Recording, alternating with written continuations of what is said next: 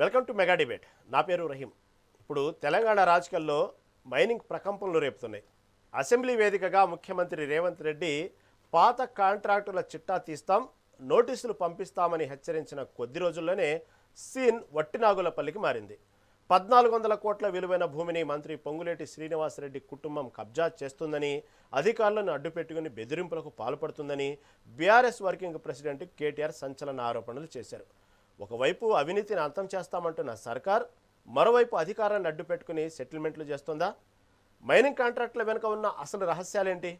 ఈ రాజకీయ యుద్ధం చివరకు ఎక్కడికి దారి తీయబోతుంది? ఇది వాళ్ళ మెగా డిబేట్. ఇదే అంశంపై మనతో పాటు డిస్కస్ చేయడానికి సిద్ధంగా ఉన్నారు కాంగ్రెస్ అధికార ప్రతినిధి కత్తి వెంకటస్వామి గారు, అదేవిధంగా బీజేపీ నాయకులు వేణు యాదవ్ గారు, అదేవిధంగా బీఆర్ఎస్ నాయకులు లక్ష్మీ నరసింహారెడ్డి గారు, ప్రముఖ రాజకీయ విశ్లేషకులు బండారు రామ్మోహన్ గారు మనతో పాటు సిద్ధంగా ఉన్నారు. ముందుగా రామ్మోహన్ గారి దగ్గరికి వెళ్దాం. రామ్మోహన్ గారు నమస్తే అండి. నమస్కారం రహీం గారు. ఇప్పుడు మొన్నటి వరకు రకరకాల రాజకీయాలతో తెలంగాణ హిట్ పుట్టిస్తే, ఏదేమైనప్పటికీ కూడా ఈ మూసీ ప్రక్షాళన ఇలా రకరకాల అంశాలంతా పక్కకి వెళ్ళిపోయి ఇప్పుడంతా మైనింగ్ మీద వచ్చేసింది. మొత్తం మైనింగ్ వైపు టర్న్ అయింది రాజకీయం, తెలంగాణ రాజకీయం. ఏమంటారు? వాస్తవంగా అసలు జరుగుతుంది ఏంది? పాత కాంట్రాక్టుల విషయాన్ని ఎందుకు ఇప్పుడు చిట్టా బయటకు తీస్తామంటున్నారు? ఈ పాత కాంట్రాక్టులు తీసే ఉద్దేశం ఎప్పుడైతే బయటకు వచ్చిందో, రేవంత్ రెడ్డి నోటి వెంట వచ్చిందో, ఇప్పుడు కొత్తగా సంబంధించినటువంటి పొంగులేటి సంబంధించిన వ్యవహారం, కుమారుడి వ్యవహారం ఎందుకు తెర ముందుకు తెస్తున్నారు? ఏంది వాస్తవం మొత్తం ఓవరాల్గా ఏంది రామ్మోహన్ రావు గారు? రహీం గారు, మీకు అట్లాగే మిత్రుడు వెంకటస్వామి గారికి, లక్ష్మణరెడ్డి గారికి, వేణు యాదవ్ గారికి, మెగా న్యూస్ ప్రేక్షకుల నమస్కారం. అసెంబ్లీ సాక్షిగా నిన్న మొన్న జరుగుతున్న చర్చ చూస్తారు. రేపటికైతే కేల్కతం దుకాణం బంద్ అయిపోతుంది, అసెంబ్లీ అయిపోతుంది. కానీ జరుగుతుంది ఏంటంటే, జరుగుతున్న పరిణామం మనం చూస్తుంటే ఏమవుతుందంటే, ఒకరి మీద ఒకరు పంచుంటా అనుకుంటున్నారు. గతంలో జరిగిన అన్ని 10 ఏళ్ళు వెనక వీళ్ళు అంటారు, 2 ఏళ్లలో ఏం జరిగిందంటారు, అంతకుముందు 10 ఏళ్ల సంగతి ఏంటంటారు. మొత్తం మీద ప్రజలను అయోమయంలో నెట్టేస్తున్నారు. సభా సమయమా, సభా సమరమా అంటే సమయం కాస్త సమరంగా మారిపోతుంది చూస్తున్నారు. కానీ రాజకీయాల్లో రహీం గారు, అన్ని పార్టీలు జిలాపాపం తలా పెడతాడు అన్నట్టు ఈ కాంట్రాక్టుల విషయాలు చూసుకుంటే, ల్యాండ్, మైను, వైను, శాండ్, ఈ 4 లేకుండా రాజకీయాలు నడుస్తాడు. చూసింది కదా మనం, పంచాయతీ ఎన్నికల నుంచి మన మున్సిపల్ ఎన్నికలు చూసినా కూడా 5,000, 10,000 ఓటర్కి ఇస్తున్నారంటే అర్థం చేసుకోవచ్చు ఎంత అక్రమ సంపాదన అందరికీ ఉంటుంది, కింది నుంచి పై దాకా వెళ్తుందో చూస్తున్నాం. ఇంకా నేను 4 కుంభకోణాలు లేకుండా ఈ ప్రభుత్వాన్ని ఉన్న పెద్దలు ఎవ్వరు అతీతం కాదు. అన్ని పార్టీల వాళ్ళు, గతంలో వాళ్ళు, ఇప్పుడు వీళ్ళు చేస్తున్నారు. అవకాశం వచ్చిన ప్రతిసారి అవకాశం వచ్చిన వాళ్ళందరూ చేస్తున్నారు. హిందూ అందరూ లేదని సందేహం వలదు చక్రి సర్వోపగత అవినీతి మాత్రం పెద్ద వస్తుంది. అందరికీ తెలుసు. భూకంపం ధరణిలో జరిగిందని వాళ్ళు ఆరోపించారు. ఇవాళ భూభారతిలో అదే జరుగుతుంది. భూభారతికి ధరణికి ఏమి తేడా లేదు రహీం గారు. ఒకసారి మిత్రులందరికీ తెలుసు, క్షేత్రస్థాయిలో పనిచేస్తున్న వాళ్ళు, గతంలో ధరణిలో ఏదైతే రికార్డ్ అయినదో అదే భూభారతిలో, అంటే కొత్త సీసాలో పాత సాల పేరు మారింది కానీ ఏమి జరగలేదు అంటున్నారు. ఇవాళ భర్త ఉన్న వాడిదే బర్రె అంటే జిస్కా లాఠీ ఉస్కా భైన్స్ అన్నట్టు జరుగుతుంది. అంతే ఏంటంటే, ఇవాళ పెద్ద ఎత్తున ఆనాడు వాళ్ళు, ఈనాడు వీళ్ళు పెద్ద ఎత్తున భూకంపకోణానికి పాల్పడుతున్నారు. అది గతంలో ప్రభుత్వ భూమి అనే ఉంటది, ఆ ప్రభుత్వం అనే పేరు మీద నడుస్తూనే ఉంటది.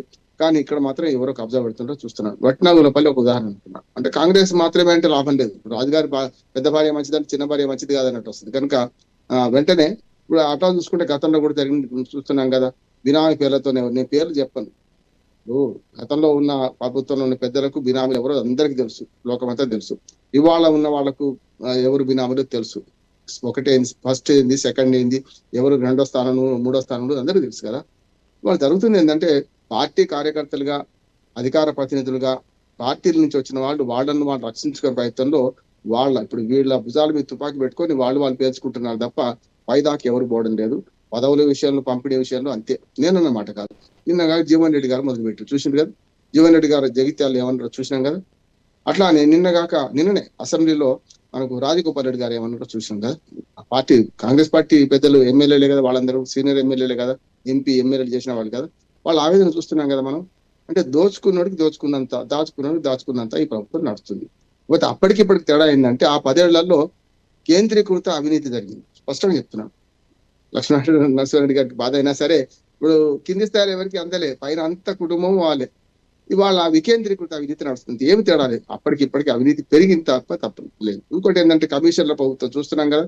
అసెంబ్లీ సాక్షిగా మరి ఆరోపణలు ప్రత్యారోపణలు చేస్తున్నారు.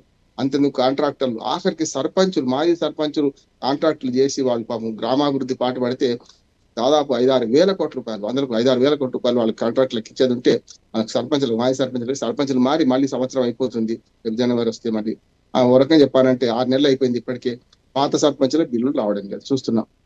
20%, 30% ఎవరైతే కమిషన్ ఇస్తున్నారో వాళ్ళకి వస్తున్నాయి. నేను అప్పుడు ప్రభుత్వం అద్భుతంగా పనిచేసింది, కమిషన్ లేకుండా అప్పుడైనా ఇప్పుడైనా అదే జరుగుతుంది. బడా కాంట్రాక్టర్లు ఎవరైతుండో మనకు ఎక్కువ అంటే కాంట్రాక్టు విలువను ఎక్కువ పెంచి ఎక్కువకు కాంట్రాక్ట్ తీసుకొని 70% ఉంటే 100% కేసా 30% లంచాలు ఇచ్చిన వాళ్ళకు చెప్పలేము.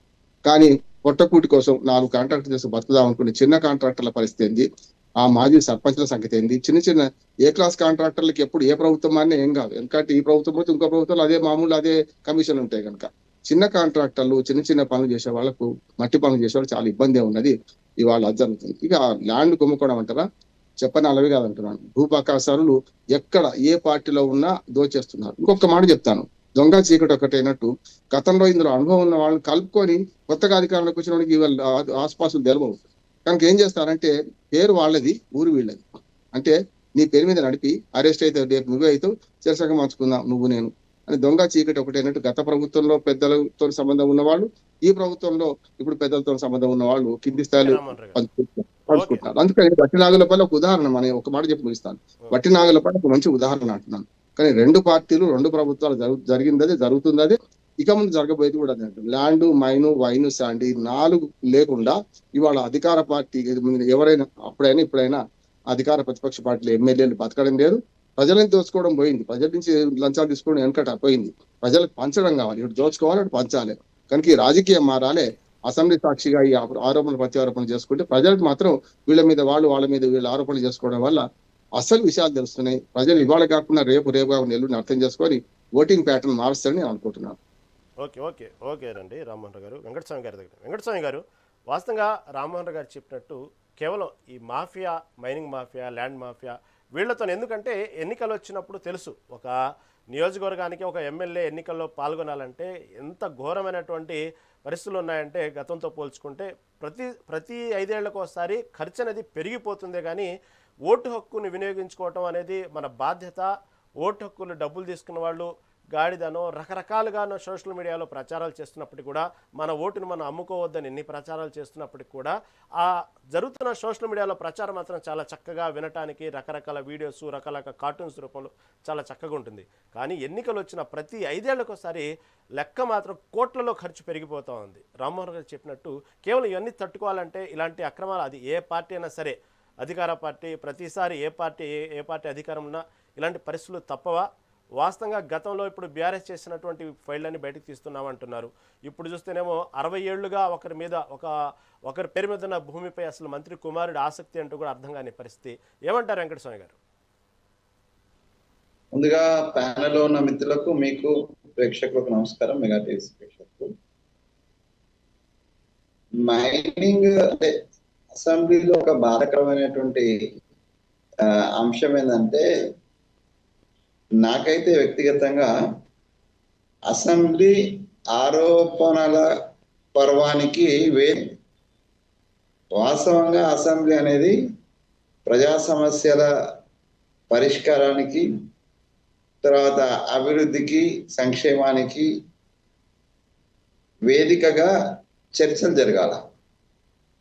తద్భిన్నంగా నువ్వు తిన్నావు, నేను తిన్నా, అప్పుడు నువ్వు తిన్నావు, మీరు ఇప్పుడు తింటున్నారని ఒకరు, ఇలా ఒకరి మీద ఒకరి, నేను ఇది తెలంగాణ ఉద్యమ సమయంలో చూశాను. అప్పుడు అసెంబ్లీలో తెలుగుదేశం వర్సెస్ ఇంకా మిగతా పార్టీ కాబట్టి ఈ అవినీతి ఆరోపణలు అసలు సంబంధించినటువంటి అంశాలను చర్చకు రాకుండా చేసినటువంటి సందర్భాన్ని నేను తెలంగాణ ఉద్యమ టైంలో చూసి, ఇప్పుడు గమ్మత్తుగా టిఆర్ఎస్ పార్టీ వాళ్ళు కేవలము ఆ అసెంబ్లీ వేదికను కేవలం ఆరోపణలు చేయడానికి మాత్రమే ఉపయోగించుకుంటున్నారు అనేది చాలా స్పష్టమైతున్నది. రామ్మోహన్ రావు గారు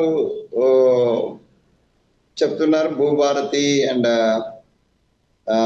ధరణికి పెద్ద తేడా లేదని. కానీ వారు గమనించాలి, చాలా సమస్యలు భూభారతిగా చేంజ్ అయిన తర్వాత సో నెంబర్ ఆఫ్ ఫైట్స్ అది కూడా రైతులకు సంబంధించి పేద తీసుకొస్తున్నాను.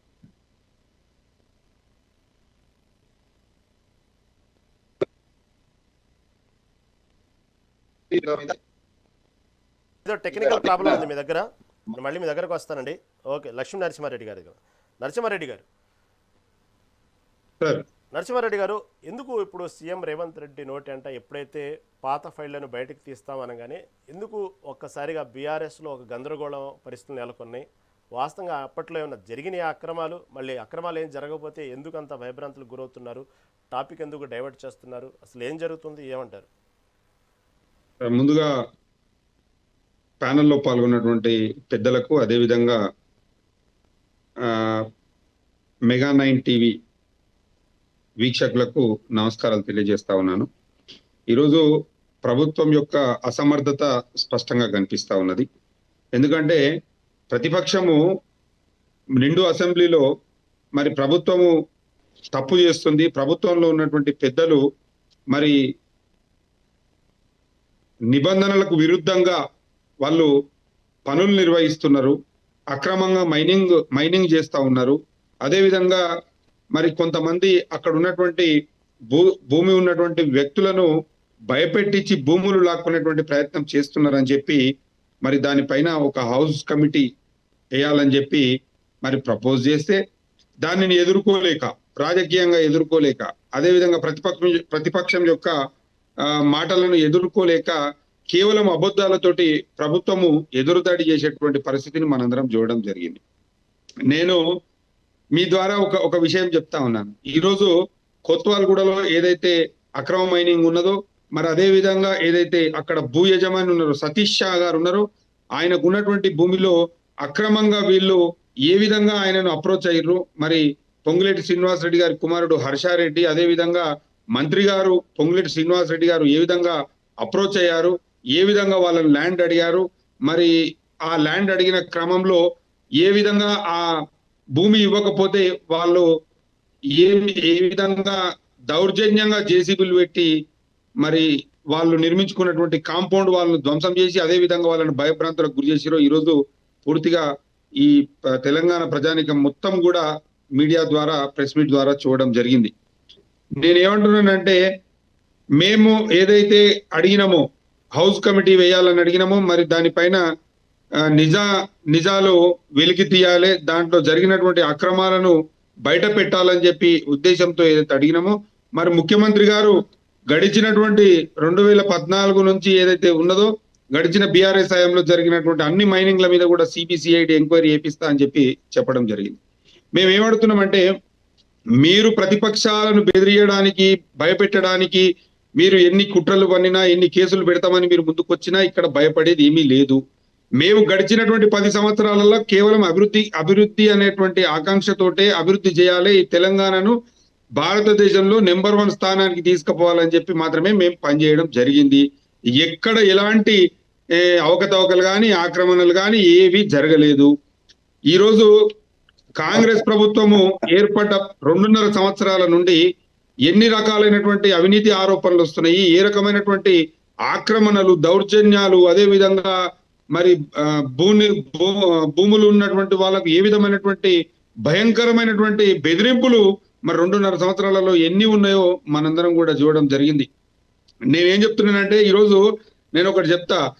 నిన్న మొన్న ఒక ఆయన బంగారం వేసుకొని తిరుగుతున్నారు చూడు, గోల్డ్ మ్యాన్ అని చెప్పి. ఆ గోల్డ్ మ్యాన్ దగ్గర గోల్డ్ ఎంత లేదో అదెంత నిజమో ఇవాళ ప్రభుత్వం మాట్లాడేటువంటి ఏ మాటలలో కూడా నిజం లేదనేది కూడా అంతే సత్యం. ఎందుకంటే వీళ్ళు నిజాలు మాట్లాడరు, అబద్ధాలు మాట్లాడతారు. వీళ్ళు ఎంతసేపు ఉన్న అటెన్షన్ డైవర్షన్ అనేటువంటి పాలిటిక్స్ మాత్రమే ముందుకు తీసుకుపోతా ఉన్నారు. వాళ్ళు ఎప్పుడైతే అసెంబ్లీ వేదికగా మరి ప్రతిపక్ష పార్టీ వాళ్ళు ఇచ్చినటువంటి హామీల గురించి కానీ, వాళ్ళ యొక్క అబద్ధపు విష ప్రచారాల గురించి కానీ ఎండగడుతున్నదో, మరి ఈరోజు ప్రభుత్వాన్ని నిలదీస్తున్నదో, వెంటనే ఒక డైవర్షన్ టాపిక్ తీసుకురావాలి, ఒక డైవర్షన్ విధానాన్ని మొదలుపెట్టి ప్రజల యొక్క దృష్టిని మరల్చాలనేటువంటి అంశంతోటి ముందుకు పోతున్నారు తప్ప వేరేది ఏం లేదు.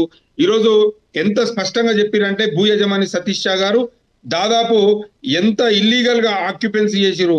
అక్కడ ఉన్నటువంటి ఏదైతే సర్వేయర్ ఏడి ఉన్నారో సర్వేయర్ శ్రీనివాస్ గారు ఏ రకంగా వాళ్ళని మోసం చేసిరు, ఏ రకంగా ఆ భూమిని వీళ్ళ కన్సర్న్ లేకుండా సర్వే చేసిరు అనేది వివరంగా చెప్పడం జరిగింది. ఆ సర్వే రిపోర్ట్లను కానీ సర్వే నోటీసులను కానివ్వండి, సర్వే పంచనామాలను కూడా హైకోర్టు కూడా సస్పెండ్ చేస్తే కూడా కోర్టును కూడా గౌరవించేటువంటి పరిస్థితి ఈ రోజు ప్రభుత్వంలో లేదు. పోలీసులు కూడా మరి వాళ్లకు నామమాత్రంగా అంటే ఎందుకంటే ప్రభుత్వ పెద్దలతోటి వస్తున్నటువంటి ఒత్తిడి మేరకు నామమాత్రంగా వాళ్లకు ఏదో ప్రొటెక్షన్ ఇస్తున్నట్టు చూస్తా ఉన్న తప్ప వాళ్ళను కాపాడుతున్నటువంటి పరిస్థితి ఈ రోజు అక్కడ లేదు. అక్రమ మైనింగ్లకు అనుమతి లేకున్నా ఏదైతే హెచ్ఎండిఏ లిమిట్ పరిధిలో ఉన్నదో మరి జిహెచ్ఎంసికి ఏదైతే పరిధిలో ఉన్నదో మరి అక్రమ మైనింగ్ కి వీళ్ళు ఏ విధంగా అనుమతులు ఇచ్చారు, వీళ్ళకు పర్యావరణ అనుమతులు ఉన్నాయా, పర్యావరణంగా అక్కడ జరుగుతున్నటువంటి ఇబ్బందులు ఏంటి, ఇవన్నీ కూడా ఏవి కూడా దృష్టిలో పెట్టకుండా ఇష్టం వచ్చినట్టు ఇల్లీగల్ గా అధికారం చేతిలో ఉంది, అధికారులు చేతిలో ఉన్నారు, వాళ్లకు డబ్బు సంపాదించాలనేటువంటి వ్యామోహంతో ఈ రోజు పర్యావరణాన్ని కూడా లెక్క చేయకుండా వాళ్ళు ఇష్టం వచ్చినట్టు చేసుకుంటా పోతా ఉన్నటువంటి మాట మనందరం కూడా చూస్తా ఉన్నాం.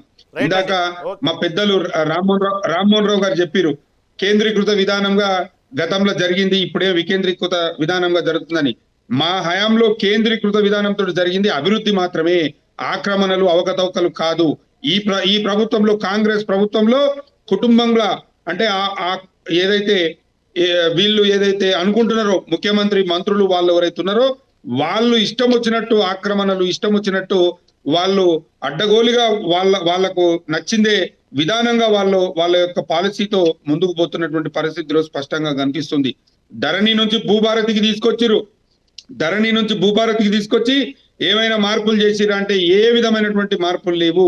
కేవలం మరి కేసీఆర్ గారి ఫోటో తీసి ముఖ్యమంత్రి గారి రేవంత్ రెడ్డి గారి ఫోటో పెట్టడం తప్ప దాంట్లో చేసినటువంటి మార్పులు కూడా ఏమీ లేవు. ఇవాళ నేను మీ ద్వారా ఒక విషయం చెప్తా ఉన్నాను. గతంలో ఎవరైనా భూమి రిజిస్ట్రేషన్ చేసుకుంటే రెండు వారాలలో పట్టాదారు పాస్బుక్ వస్తుండే, కానీ ఈ రోజు భూభారతి ద్వారా రిజిస్ట్రేషన్ చేసుకుంటే 6 నెలలు కావస్తుంది.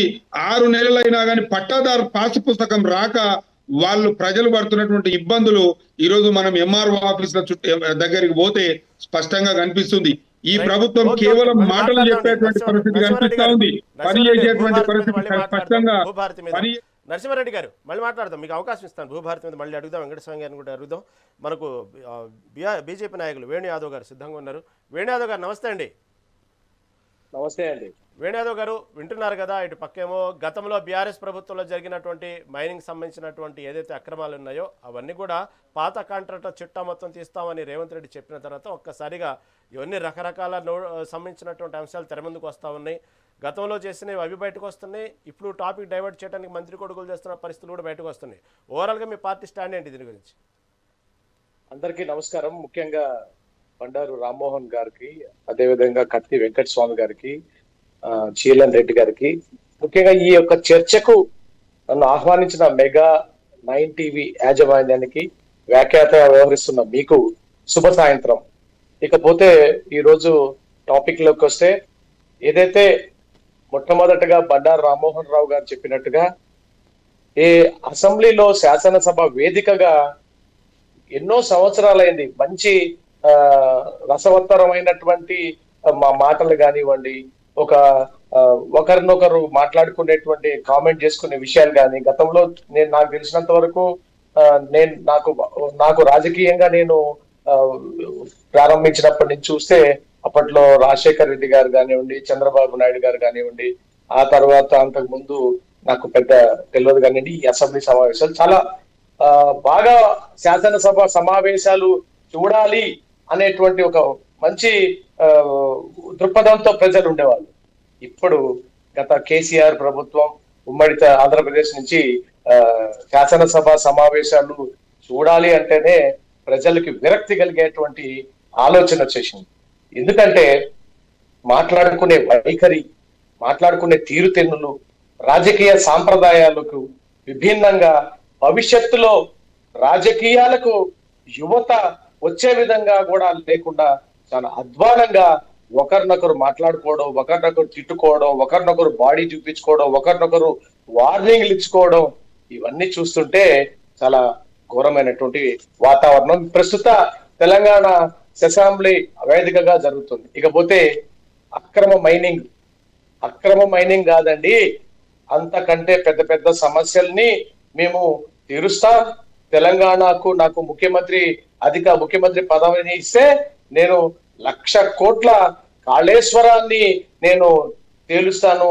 అదేవిధంగా కేసీఆర్ గారి కుటుంబ సభ్యులు చేసినటువంటి అవినీతిని ఎండగడతాను, వాళ్ళని నేను జైల్లో పెట్టేదాకా వదిలిపెట్టను. తెలంగాణ సొమ్మును తిన్నటువంటి కేసీఆర్ కుటుంబాన్ని కక్కిస్తా, నరికేస్తా, పొడిచేస్తా, తీల్చేస్తా అన్నటువంటి ఎన్నికల ముందు చెప్పినటువంటి రేవంత్ రెడ్డి గారు అవన్నీ పక్కన పెట్టి కేవలం ఇటువంటి ఆరోపణలకే పరిమితమై కేవలం ఈ సభా మర్యాదలను కూడా పాటించకుండా ఒక ఉన్నతమైనటువంటి ముఖ్యమంత్రి పదవికి వన్నె తీసుకురావాల్సినటువంటి రేవంత్ రెడ్డి ఈ రోజు తన యొక్క వ్యక్తిత్వాన్ని ద్వారా ముఖ్యమంత్రి పదవిని చాలా ఇబ్బందికరమైనటువంటి పరిస్థితికి ఈ రోజు తెలంగాణ ప్రజలకి ముందు ప్రవర్తిస్తున్నాడు.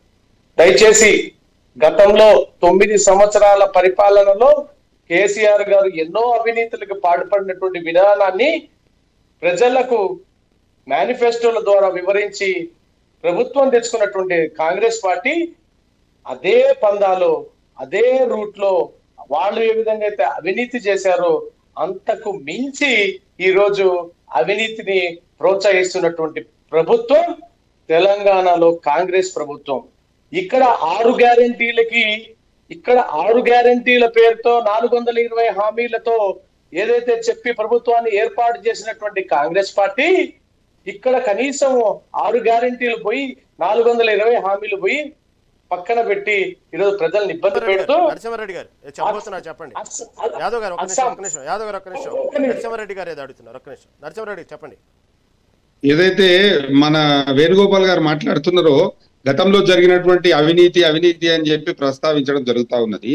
ఇప్పుడు అవినీతి మీద ఇప్పటికే 4-5 కేసులు నమోదైనాయి. ఏ ఒక్క కేసును కూడా 2.5 సంవత్సరాల నుంచి విచారించినా గానీ ఏ విధమైనటువంటి లాభం లేదు. ఇది కేవలం ఏంటంటే రాజకీయ కక్షలో, రాజకీయ కుట్రలో భాగంగానే మీరు బురద జల్లే ప్రయత్నమే తప్ప ఇక్కడ జరిగిన అవినీతి లేదు, ఇక్కడ జరిగినటువంటి అన్యాయం లేదు. 2014కు ముందు ఈ తెలంగాణ ఎట్లా ఉన్నది, 2014 తర్వాత ఈ తెలంగాణ ఏ రకంగా అభివృద్ధి చెందిందో ఒక్కసారి మిత్రుడు సోదరుడు వేణుగోపాల్ గారు పరిశీలిస్తే బాగా ఉంటది. ఎందుకంటే ఇప్పుడు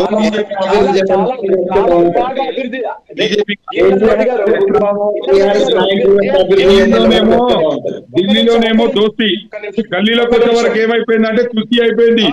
మీ ఇప్పుడు ఢిల్లీలోనేమో దోస్తీ అయిపోయింది, గల్లీకి వచ్చే వరకు కుస్తీ అయిపోయింది.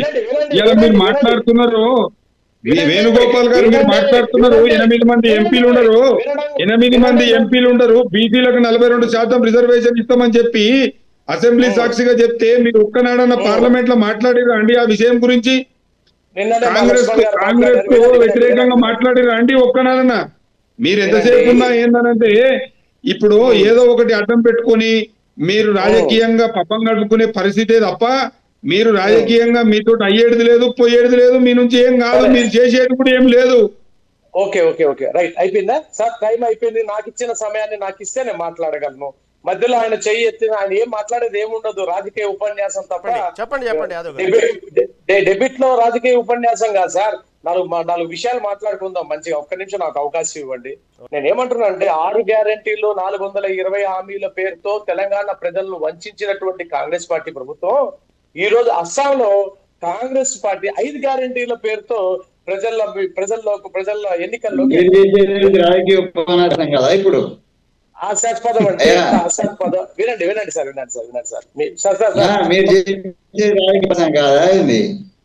సార్ 6 గ్యారెంటీలు చెప్పారు కదా, ఎన్ని గ్యారెంటీలు తెలంగాణలో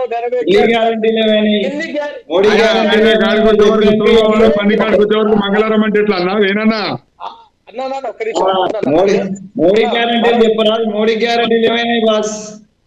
ఒక్క నిమిషం. మీరు మధ్యలో మనం డిబేట్ చేస్తున్నాం, ఇది ఓన్లీ జూమ్ లో జరుగుతుంది, లైవ్ లో లేదు.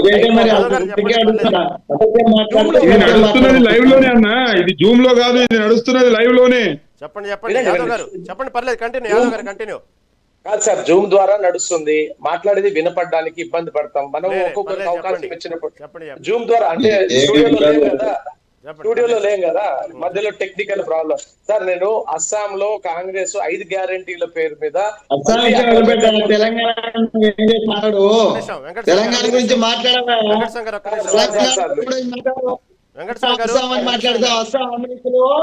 అస్సాం అవినీతిలో అస్సాం యొక్క ముఖ్యమంత్రి హిమాంశు ముఖ్యమంత్రి దేశంలోనే అవినీతి రారాజు వాడు. అవినీతి రారాజు దాని గురించి ఏం మాట్లాడుతున్నావు ఇక్కడ? మీ 6 గ్యారెంటీ ఏం మాట్లాడుతున్నావు ఇక్కడ? అస్సాం గురించి నేను అస్సాం ఇన్ఛార్జ్ ఉన్నా, నేను అస్సాం ఇన్ఛార్జ్ ఉన్నా, నీకేం తెలియదు? ఒక కండ పెట్టుకుని పొట్టు పెట్టుకొని చేస్తున్నామని నేర్పలు. హలో, అస్సాంలో ఏం చేస్తాను మాత్రం, అస్సాంలో ఏం చేస్తాను మాట్లాడుతున్నాం. ముఖ్యమంత్రి యొక్క అవినీతి గురించి నువ్వు మాట్లాడగలుగుతావా? ఒక్క నిమిషం తెలుసా నీకు? ఒక్క నిమిషం తెలుసా నీకు? వెంకట స్వామి గారు ఒక్క నిమిషం యాదవ్ గారు ఒక్క నిమిషం ఆగండి. వెంకట స్వామి గారు ఓ మాట చెప్తానండి. యాదవ్ గారు 1-2 సార్లు మాట్లాడే ప్రయత్నం అరే ఏం మాట్లాడారు? యాదవ్ గారు మాట్లాడి ఒకసారి యాదవ్ గారు మాట్లాడండి. 1-2 సార్లు పాపం డిస్టర్బ్ అయ్యారు. ఒకసారి యాదవ్ గారిని పూర్తి చేసిన తర్వాత మళ్ళీ మీ దగ్గరకు వస్తాం. యాదవ్ గారు 1 నిమిషం కంప్లీట్ చేయండి ప్లీజ్. అందుకని నాకు ఇచ్చిన సమయంలో మధ్యలో కావాల్సిన సమయం ఇస్తాను. యాదవ్ గారు నేను చెప్పే పాయింట్ ఏంటంటే అస్సాం గురించి కాదు, తెలంగాణ గురించి. తెలంగాణ ప్రజలను వంచి మోసం చేసి 6 గ్యారెంటీల పేరుతో మోసం చేసినటువంటి మోడీ వంచలేదా? ఊకే మాట్లాడుతున్నావు. ఈ మోడీ గ్యారెంటీలు ఎక్కడ పోయినాయి? మోడీ గ్యారెంటీలు ఎక్కడ పోయినాయి? కేంద్ర ప్రభుత్వం తెలంగాణ చేసిందో చెప్పు. వెంకట స్వామి గారు ఒక్క నిమిషం.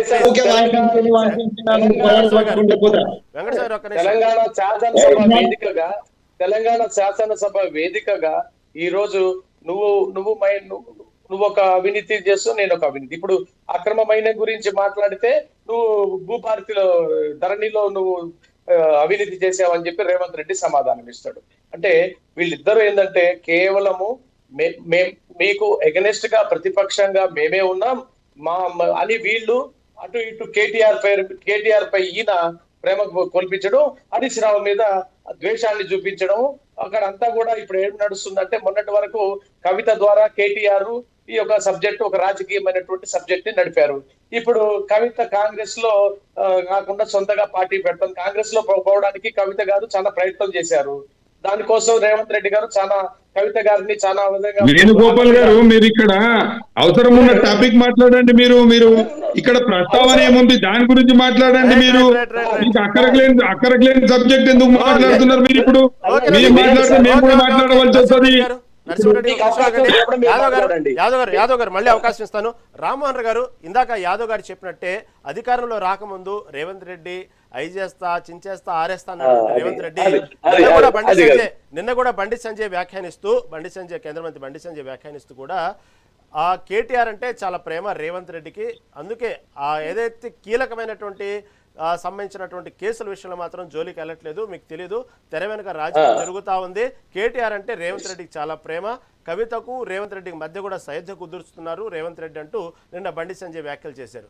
యాదవ్ గారు చెప్పినట్టు ఎందుకు కీలకమైన నేరాల విషయంలో ఎందుకు జోలికి వెళ్ళట్లేదు, నిజంగానే కేటీఆర్కి ప్రమాదకరమైనటువంటి ఉచ్చు బిగించేటువంటి అంశాల విషయంలో దూరంగా ఉంచుతున్నారా రేవంత్ రెడ్డి కేసుల విషయంలో అంటే ఏమంటారు? అవును రామ్మోహన్ రావు గారు మిమ్మల్ని నేనేమంటున్నానంటే నేను మొదటి నుంచి గొర్రెల కుంభకోణం నుంచి అంటున్నాను. లొట్టపీస్ కేసు అని ఆ మాట అనలేను, కానీ చాలా కేసులలో మీరు మొత్తం 5 కేసులు. ఒకటి గొర్రెల కుంభకోణం, రెండోది టెలిఫోన్ ట్యాపింగ్, మూడోది మనకు ఏదైతే ఈ కార్ రేసు, 4, 5 ఏమో 2 ఎంక్వైరీ ఇది జడ్జిలతో. ఇందులో ఏమి కాదని మొదటి నేను చెప్తున్నాను. అంటే వాళ్ళ మీద ప్రేమ కాదు, వీళ్ళ మీద ద్వేషం కాదు. ఎందుకంటే ఈ 5 కేసులలో ఏమి లేదంటున్నాను. ఇప్పుడు కుంగిందా కూలిందా ఏదో ఉంటది కదా, ప్లైవుడ్ది అడ్వర్టైజ్మెంట్ వస్తుంది, కాలిందా కాలలేదు అంటారు చూడు, అట్లానే ఉన్నది. కుంగిందా కూలింది ఒకటే ఒక్క పిల్లరు కుంగింది, దాన్ని పట్టుకొని ఇప్పటికి కూడా 2.5 ఏళ్ళుగా కాళేశ్వరాన్ని ఆ పిల్లలు బాగా చేసి నీళ్లు ఇద్దామంటే దిక్కులేదు కదా అంటున్నాను. దాని మీద ఎంక్వైరీ కమిషన్ ఇస్తే ఆయన ఏం చేసిండు, కొండను దవి ఎలకని కూడా పట్టలేదు, ఆయన ఎవరు అవినీతి పరులు ఏం చెప్పలేదు, అంతా మిథ్య అని విడిచిపెట్టిండు. అది సిబిఐకి ఇస్తే బీజేపీ వాళ్ళు ఇప్పటికీ మాకు మొత్తం ఇవ్వండి, ఈ ఒక్క పీస్ ఇస్తే ఎట్లా అని వాళ్ళు అంటున్నారు. సమస్య అది అక్కడ ఆగిపోయింది. అట్లా యాదాద్రి భద్రాద్రి దాని మీద ఎప్పుడో లోకూరు గారు ఎప్పుడో రిపోర్ట్ ఇచ్చారు. అంతకుముందు నరసింహారెడ్డి నరసింహారెడ్డి గారు కాదు, జస్టిస్ నరసింహారెడ్డి గారు ఏం చేశారు, నా మిత్రుడే ఆయన ప్రెస్ మీట్ పెట్టి ఆయన పోతాడు బహార్కి వెళ్ళిపోతారంటే సుప్రీంకోర్టు మంది నుంచి అని చెప్పాడు. ఇప్పుడు ఏమైంది, ఆ రిపోర్ట్ వచ్చి 1.5 సంవత్సరాలు అవుతుంది, సంవత్సరం అర్థం కావస్తుంది. ఆ రిపోర్ట్ ఏముందో ఇప్పటిదాకా గవర్నమెంట్ చెప్తలేదు. ఈ మిగతా 3 అంటారా, అది కొనసాగుతూ రావణ కష్టంలాగా రవ్వుతూనే ఉంటుంది. గొర్రెల కుంభకోణం పోయింది. ఈ కార్ రేసులో ఒకటి A1, A2, A3 మొన్న పర్మిషన్ తీసుకున్నారు, కేసు నడుస్తున్నది. ఇక ఇంకో కేసు నడుస్తున్నాం, చూస్తున్నాం కదా మనం, ఏది టెలిఫోన్ ట్యాపింగ్ కేసు, అది నడుస్తున్నాం, శేషం, అది ఎప్పటికీ మన ముగింపు లేదు, దానికి నడుస్తున్నది. ఈ 5 ఏమైనా సాధించిందా అంటే నేను వాళ్ళిద్దరు ఒకటైంది అంటలేరు, ఇందులో పసలేదు అంటున్నాను నేను. నిజంగా పెట్టదలుచుకుంటే ఆయన చాలా ఉంటే, కానీ ఏం లేదు, పెట్టిండ్రు విడిచిపెట్టిండ్రు, అయిపోయింది. అందుకంటే ఇప్పుడు ఈ ప్రభుత్వం గత ప్రభుత్వం మీద ఎంక్వైరీ చేస్తున్నాం అని అనిపించాలి, ఈ 5 ఏళ్ళు ముందుకుపోవాలి, బట్టగాల్చి మీద వేయాలి, అది నడుస్తూనే ఉంటుంది. చివరికి నేనేమంటే ప్రజల తీర్పు అనేది 2029, 28 ఆఖరో 29 మొదట్లో రేవంత్ రెడ్డి గారు అన్నట్టు ఒక 6 నెలలు అటో 6 నెలలు ఇటో ఎన్నిక జరిగితే రాష్ట్రపతి పాలన వస్తుంది. రేవంత్ రెడ్డి గారు మాత్రం 2028 డిసెంబర్ 12 తర్వాత ఒక్కరోజు ఉండడు అంటున్నాడు. ప్రభుత్వం ఉంటుంది అంటున్నాను నేను, ఇంకా 6 నెలలు కొనసాగుతా అంటున్నాడు. ఖచ్చితంగా రాష్ట్రపతి పాలన పెడతారు, సమస్య లేదు, అది రాజ్యాంగబద్ధంగా నడుస్తుంది అంటున్నాను. ఇక ఇక్కడికి వస్తే ఏంటంటే నేను వట్టినాగులపల్లి ఒకటే అంటలేను, దీని గురించి మాట్లాడుకుందాం రహీం గారు. ఇందులో 2 విషయాలు ఉన్నాయి. ఒకటేమో మైనింగ్ దానిలో చాలా తక్కువకు వీళ్ళు తీసుకుంటారు, ఒక సర్వే నెంబర్ ఉంటుంది. నేను రెవెన్యూలో ఎక్స్పర్ట్ చెప్తున్నాను, నేను సర్వే నెంబర్ లేదు అవన్నీ చెప్తాను. కానీ ఏంటంటే అలాంటి సర్వే నెంబర్ తీసుకుంటారు, దానికి అనుబంధంగా ఉన్న వేరే దగ్గర మైనింగ్ చేస్తూనే ఉంటారు. అది కాక మైనింగ్ లో చాలా తక్కువ, వెంకటస్వామి గారికి బాగా తెలుసు, అసలు మైనింగ్ లో వాళ్ళు ఇచ్చేది పీనట్స్, చాలా నామమాత్రం ప్రభుత్వానికి వచ్చేది. కానీ కొండలు అయిపోతాయి. గతంలో ఒకనాడు ఉన్న ఫీజు ఇప్పుడు తేడా ఉంది కదా. మా అడ్వకేట్లకు నేను చెప్తున్నాను, కోర్టులో శిక్షలు 1000, 500 ఉంటే ఏం శిక్ష పడ్డట్లేక 10,000, ₹1,00,000, 2 లక్షలు ఉండాలి. అప్పుడు మైనింగ్ తో ఏముందంటే 10,000 అట, మొదటిసారి నేరం చేస్తే 10,000 అట, రెండోసారి చేస్తే 10,000 ప్లస్ సంవత్సరం జైలు శిక్షణ అట. మొదటిసారి చేసినప్పుడే 5 లక్షలు పెట్టిన మన ఫైన్ బాగుంటుందా ఉండదా? అది లేదు. ఇప్పుడు ఇక్కడ సమస్య ఏంటంటే 10,000 అట మొదటిసారి కనుక దాటి మైనింగ్ వాళ్ళకి ఇచ్చిన లీజ్ దాటి వేరే దానికి పోతే, లైసెన్స్ అయిపోయిన తర్వాత పీరియడ్ అయిపోయిన తర్వాత చేస్తే ₹10,000. 10,000 ఏంటండి, రోజుకు ₹1,00,000, ₹2,00,000 సంపాదన వస్తున్నాగా 10,000 పీనట్స్ కట్టేస్తారు, అయిపోతుంది అంటున్నాను నేను. ఇక్కడ జరిగింది ఏంటంటే చాలా వరకు మైనింగ్ లో ఒక సర్వే నెంబర్ తీసుకుంటారు, మిగతా అంతా ఆక్రమించుకొని మైనింగ్ చేస్తుంటారు. దానిలో కట్టే అమౌంట్ కూడా ఆ తక్కువ పైసలు కూడా కట్టకుండా ఉంటారు. అట్లాగే గతంలో మాన్యువల్ చేసేవారు మన రహీం గారు. ఎట్లా అంటే అప్పుడు తట్టలతో నెత్తిపోయడం, లేకుంటే చిన్న చిన్న పురకలు పెట్టడం. ఇవాళ పెద్ద పెద్ద కొండలు కూడా పిండి అవుతున్నాయి. నెల రోజుల్లో మొత్తం కొండ మిగిలేదు, మనకు కనపడదు, అక్కడ ఏం కనపడకుండా అవుతుంది. దాదాపు తాటి చెట్టు అంత లోతు, రాయి ఎంత దూరం ఉంటే అంత లోతు తీసి పడేస్తున్నారు. మినరల్స్ తీసుకుంటారు, ఇసుక కావచ్చు, రాయి కావచ్చు, ఇంకేదైనా కావచ్చు. ఇప్పుడు కమలాకర్ గారి మీద ఆరోపణ అదే, మనకు అప్పుడు పెద్ద పెద్ద చైనా పెద్ద పెద్ద బండరాళ్ళు అమ్ముడు పోయేది. అందులో ఆయన ఒక్కడే కాదు, మళ్ళీ కాంగ్రెస్ వాళ్ళు కూడా ఉన్నారు, ఇంకా బీజేపీ వాళ్ళు కూడా ఉన్నారు, అందరూ ఉన్నారు అక్కడ. అంటే మైనింగ్ లో పెద్ద ఎత్తున అక్రమం జరుగుతుంది. దానికి తగిన శిక్షలు లేవు, తగిన ఫైన్లు లేవంటున్నాను, అక్కడ జరగాల్సింది. రెండోది ఏంటంటే ప్రజలకు ఏం తెలుస్తారు, ప్రజలు ఏమనుకుంటారంటే నిజంగానే ఉండొచ్చు అనుకోవచ్చు. కానీ దానికి ఏం చేయవచ్చు అంటే పరిష్కారం కూడా చెప్తాను నేను. ప్రధానమంత్రి సడక్ యోజన, అందుకని వేణుగారు బాగా తెలుసు, ప్రధానమంత్రి సడక్ యోజనలో వారు ఆ పని జరిగే కాడ పెడతారు. ఏమని, ఎంత దూరం పని జరుగుతుంది, ఎన్ని లక్షల రూపాయలు, ఎవరి కాంట్రాక్టరు, ఎంత లోపల పూర్తి చేయాలి, ఎన్ని రోజులు గ్యారెంటీ ఉంది వర్క్ అని పెడతారు కదా. ఈ మైనింగ్ దగ్గర కూడా ఎందుకు పారదర్శకంగా బోర్డు పెట్టడం లేదు? ఏం చేయాలంటే ఈ మైనింగ్ పలానా లక్ష్మణరావు గారు తీసుకున్నాడు, లేకుంటే వెంకటస్వామి నేను తీసుకున్నా అని పెట్టాలి. పెట్టిన తర్వాత ఏ రోజు నుంచి ఏ రోజు వరకు ప్రభుత్వానికి ఎంత డబ్బు కడుతున్నారు, ఏ సర్వే నెంబరు, దాని హద్దులు ఏంటి, మ్యాప్ ఇచ్చిన అనుకోండి, పక్క జరిగితే మీరు నేను కంప్లైంట్ చేసిన వీలు ఉంటుంది కదా. ఇంకొక మాట కూడా ఉంది, పౌరులు కంప్లైంట్ చేస్తే నేరాల సంఘటన మనకు కనపడుతుంది. ఏమైంది, ఎందుకు పనికి రాకుండా చేసారు వాళ్ళు, మగవాళ్ళందరినీ తీసుకుపోయి చూసినామా చూడాలి. అది బీఆర్ఎస్ ఉందా ఎవడనో నాకు సంబంధం లేదు. అట్లాగే వాళ్ళ తిప్పలతో తొక్కిస్తారు. ఎవరన్నా నిజంగానే కంప్లైంట్ చేస్తే, అది ఏ పార్టీ వారన్నా కానీ, సామాన్య పౌరులు కంప్లైంట్ చేస్తే తిప్పలతో తొక్కి తెల్లారకల్లా బొంద పెడతారు, అన్నీ గుర్తుతాడు. ఎవడు చూస్తున్నాడు? అందుకని ప్రజలు కూడా భయపడుతున్నారు. మీరు పారదర్శకంగా బోర్డులు పెట్టిన అనుకోండి, తెలుస్తుంది కదా. అంటే ఇప్పుడు సమస్య, ఒక మాట మరి, సమస్య వర్ణించడం ఎంతైనా చేస్తా, గంట సేపు చేస్తా, వీళ్ళు తప్ప వాళ్ళు తప్ప, లాభం ఏందంటున్నాను. ఇప్పుడు ఈ డిమాండ్ ఈ పార్టీ చేయగలితే నేను స్పష్టంగా చెప్తున్నాను, ఏ మైనింగ్ దగ్గర, అది ల్యాండ్ గా మన శాండ్ కావచ్చు, ల్యాండ్ కావచ్చు, ఇంకేదైనా ఏ మైనింగ్ రాయి కావచ్చు, దానిలో నేను చెప్పిన మన పద్ధతులు పాటించండి. ఏ రోజు నుంచి ఒక్క రోజు అడిషనల్ గా తవ్వినా కూడా ఆడు బాటసారి పోయేటోడు కూడా అడగడం కదా, అయిపోయింది కదా, నేను వెట్టతోడుతున్నా ఆడుతున్నా అడగరా, అది లేదు కదా. అంటే దాచుకున్నంత నడుస్తుంది. కనుకనే రెండు ప్రభుత్వాలు అప్పుడైనా ఇప్పుడైనా ఎవరుంటే వాళ్ళు దోచుకుంటున్నారు. దీనికి సామాన్య ప్రజలు బలవుతున్నారు, ప్రజాధనం దుర్వినియోగం అవుతుంది, ప్రజల ధనం దుర్వినియోగం అవుతుంది. పబ్లిక్ మన ఖజానాకి జమ కావాల్సిన డబ్బంతా వీళ్ళ ఖజానాలకు పోతుంది. దానివల్ల బలుస్తున్నారు, డబ్బులు మాస్తున్నారు. మేము మాట్లాడుతున్నాను, పరిశ్రమగా ఉన్నా, బలుస్తున్నారు, డబ్బులు మాస్తున్నారు. ఓట్లు 5,000 10,000 కొనుక్కుంటున్నారు, వాళ్ళే రాజ్యం చేస్తున్నారు. సామాన్య పౌరుడు రాజకీయాలకు వచ్చే పరిస్థితి లేకుండా చేస్తున్నారు. రైట్. అది ఓకే. మారాలి కదా అని నేను ఓకే రామారావు గారు, ఓకే ఓకే ఓకే. వెంకటస్వామి గారు, వాస్తవంగా అసెంబ్లీ సమావేశాల తర్వాత బయటకు వచ్చి మాజీ మంత్రి హరీష్ రావు చేసిన వ్యాఖ్యలు కూడా ఇదే విధంగా ఉంది. పొంగులేటి శ్రీనివాసరెడ్డి సంబంధించినటువంటి ఏదైతే మంత్రి ఉన్నారో ఆ శాఖకు సంబంధించినటువంటి విషయంలో రేవంత్ రెడ్డి సిబిఐ ఎంక్వైరీ వేస్తా, సిఐడి ఎంక్వైరీ వేస్తా, అధికారులు వేస్తానంటే వెళ్ళి ఎవరైనా అధికార పార్టీలు ఉన్నప్పుడు అదే అధికారంలో ఉన్న మంత్రి దగ్గరికి వెళ్ళి అధికారులు ధైర్యంగా ఆ ఎంక్వైరీ చేయగలరా? కాబట్టి ముందు పొంగులేటిని సస్పెండ్ చేయండి, ఆ తర్వాత మీరు నిజమైనటువంటి ఎంక్వైరీ వేయండి అంటూ కూడా వ్యాఖ్యలు చేయడం జరిగింది. ఇది వాస్తవం అంటారా కాదంటారా? ఇప్పుడు పుట్టి అసత్యమైనటువంటి ఆరోపణలు చేసి ఆయనను సస్పెండ్ చేయడం అంటే అది నాన్ సెన్స్ అవుతుందండి. ఒక మంత్రిని బర్తరఫ్ చేయడమో సస్పెండ్ చేయడమో అనేటువంటిది ఎంత ఎవిడెన్సెస్ ఉంటే చేయాలండి. అది ఉట్టిగా శాసనసభ వ్యవహారాలు నడిపినటువంటి హరీష్ రావుకు ఈ మాత్రం ఇంగితం లేకపోతే ఏం చేస్తాము? ఆయనకు సంబంధించిన ముఖ్యమంత్రి గారు డైరెక్ట్ గానే చెప్తున్నారు, దానికి సమాధానం చెప్పమనండి. ఆయనకు సంబంధించినటువంటి బాంబాది లేకపోతే ఆయన మామ వీళ్ళందరికి సంబంధించినటువంటి వ్యవహారంలో ముఖ్యమంత్రి గారు అసెంబ్లీ సాక్షిగా ఒక విషయాన్ని ముందు పెట్టినారు, ఆరోపణ చేసినారు. అది అసత్య ఆరోపణ అయితే అసత్యం అనండి, సత్యం అయితే సత్యం అనండి, మరి దాన్ని ఎదుర్కోవడానికి సిద్ధంగా ఉండండి. సో ఇది నేనేమంటున్నానంటే ఇప్పుడు ఈడ చర్చ కూడా, మీరు పెట్టిన చర్చ కూడా మా మీద ఆరోపణలు చేయడానికే, ముగ్గురు మిత్రుల నుంచి మా మీద ఆరోపణ చేయడానికి, కాంగ్రెస్ మీద ఆరోపణ చేయడానికే తప్పితే ఈ మాఫియా విషయానికి వస్తే ఇసుక ఇందాక రామ్మోహన్ రావు గారు చెప్తున్నారు కదా, టిప్పర్లు పెట్టి దొరికింది ఎవరండి? కేటీఆర్ నాయకత్వంలో సిరసిల్లలో నేరేళ్లలో కాదా? లేకపోతే అక్కడ గంగుల కమలాకర్ సంబంధించినటువంటి మాఫియాకి సంబంధించినటువంటి ఏందండి? ఇక్కడ కిషోర్ కి సంబంధించినటువంటి నల్గొండ తుంగతుర్తికి సంబంధించింది ఏందండి? లేకపోతే ఖమ్మం సంబంధించినటువంటి ఆయన ఎవరు మాజీ మంత్రి పువ్వాడ విజయ్ ఆయనకి సంబంధించింది ఏందండి? ఎవరిని కంట్రోల్ చేసినారు? కేంద్రీకృతం కాదు సార్. నేనేమంటున్నా, మీరు అవినీతి విషయాల్లో కేంద్రీకృతం అన్నది ఆర్గనైజ్డ్ అవినీతి జరిగింది, organised corruption during the 9.5 years. దాంట్లో ఒక ఫస్ట్ 5 ఏళ్ళు ఏందనంటే ఎమ్మెల్యే, నాకు తెలిసిన మంత్రులు చాలాసార్లు అంటా అలా ₹1 తినలేదు, వాళ్ళ కుటుంబమే తింటుందని ఏడ్చేటోడు.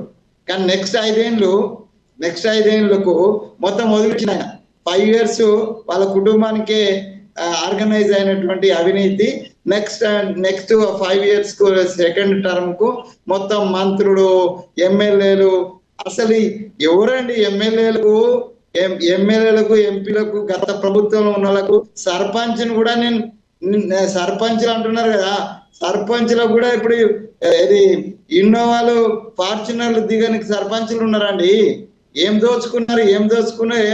తెలంగాణ తెచ్చింది, తెలంగాణ సంపదను దోచుకోవడానికి. ఇప్పుడు ఆంధ్రోడు దోచుకపోతుండని కొట్లాడి తెచ్చుకుంటే తెలంగాణోడే మొత్తం దోచుకొని, అంటే వాడన్నా కొంత ఇచ్చి కొంత తీసుకుపోయడం. కానీ ఆంధ్రోడు ఇప్పుడు ఇక్కడ ఉన్నటువంటి తెలంగాణ రారాజు ఎవరైతే ఇప్పుడు అన్ని మూసుకొని కూర్చున్నటువంటి ఆ కేసీఆర్ గారు మొత్తం అవినీతికి మారుపేరుగా తెచ్చినటువంటి ఒక సామ్రాజ్యాన్ని, ఒక మాఫియా సామ్రాజ్యాన్ని స్థాపించింది ఆయన అవినీతిలా.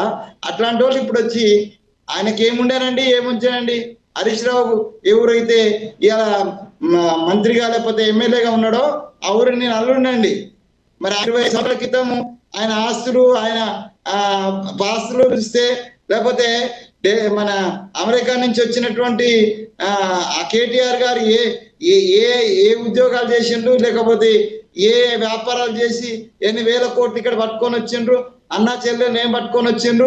ఇప్పుడున్న వాళ్ళ ఆస్తులను ముందు పెట్టిన రామ్మోహన్ రావు గారు కరెక్ట్ చెప్పినారు, ఒక బోర్డు పెట్టాలని. అట్లాగే ఇప్పుడు ఇక్కడ ఉన్నటువంటి ఎమ్మెల్యేలు లేకపోతే ఎంపీలు, మాది కావచ్చు మీరు కావచ్చు, మేము ఏ పార్టీలకు అతీతంగా మీ ఆస్తులను ప్రకటించే దమ్ముందా ఈ ఎమ్మెల్యేలకు, ఎంపీలకు, మంత్రులకు, మాజీ ముఖ్యమంత్రి గారికి 2014 ముందు 2014 తర్వాత మీ ఆస్తులను ప్రకటించే ధైర్యం ఉందా? ఎవరికైనా ఉందా? ఈ అవినీతి అండి. ఇప్పుడు ఎవరంటే నేనేమంటున్నానంటే మా వెంకటస్వామి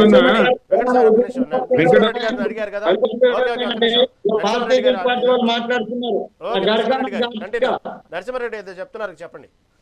నేనేమంటున్నానంటే మా వెంకటస్వామి చెప్తారు, ఆగండి మేము మాట్లాడలే మధ్యలో. నాకు మాట్లాడడానికి కూడా ఓకే ఓకే నరసింహారెడ్డి గారు చెప్పండి. మాట్లాడినాడు నన్ను. నేను ఏమంటున్నానంటే మా వెంకటస్వామి యొక్క పరిస్థితి ఎట్లా ఉందంటే ఈ ప్రభుత్వం ముందు నిజం మాట్లాడేటువంటి పరిస్థితి కనిపిస్తలేదు. ఎందుకంటే వెంకటస్వామి కూడా వాళ్ళ ప్రభుత్వ పెద్దలు లేకనే అబద్ధాలు మాట్లాడుతున్నారు. అన్నా ఈ తెలంగాణలో కానివ్వండి, ఉమ్మడి ఆంధ్రప్రదేశ్ లో కానివ్వండి, నేను మాట్లాడి నరసింహారెడ్డి నేను మాట్లాడి ఇది ఒకటే సామాజిక వర్గం ఛానల్ లేకపోతే సామ్రాజ్యం కాదు. నా ఒకసేపు ఆగండి మాట్లాడి. ఇప్పుడు భారతీయ జనతా పార్టీకి ఆయన వేణు గారు చెప్పినా, నరసింహారెడ్డి గారు చెప్పినా నేను ఆరోపణల మీద ప్రత్యారోపణలు చేస్తా ఉన్నప్పుడు నేనేమో వాళ్ళని ఖండించలే, నేను చేయెత్తలే, ఏలెత్తలేదు. నేనేమంటున్నానంటే గత ప్రభుత్వంలో ఆర్గనైజ్డ్ కరప్షన్ జరిగింది. ఆ కారణానికి మేము కాదు ప్రజా పెట్టి మీ సమయంలో అవినీతి జరిగింది అని చెప్పింది కదా. సంక్షేమము తర్వాత అభివృద్ధి మేము ఎజెండాగా పెట్టుకొని మేము ముందుకు పోయినాం. ఒకటే మీరు ఇంకోసారి గెలిచేటోళ్ళేమో.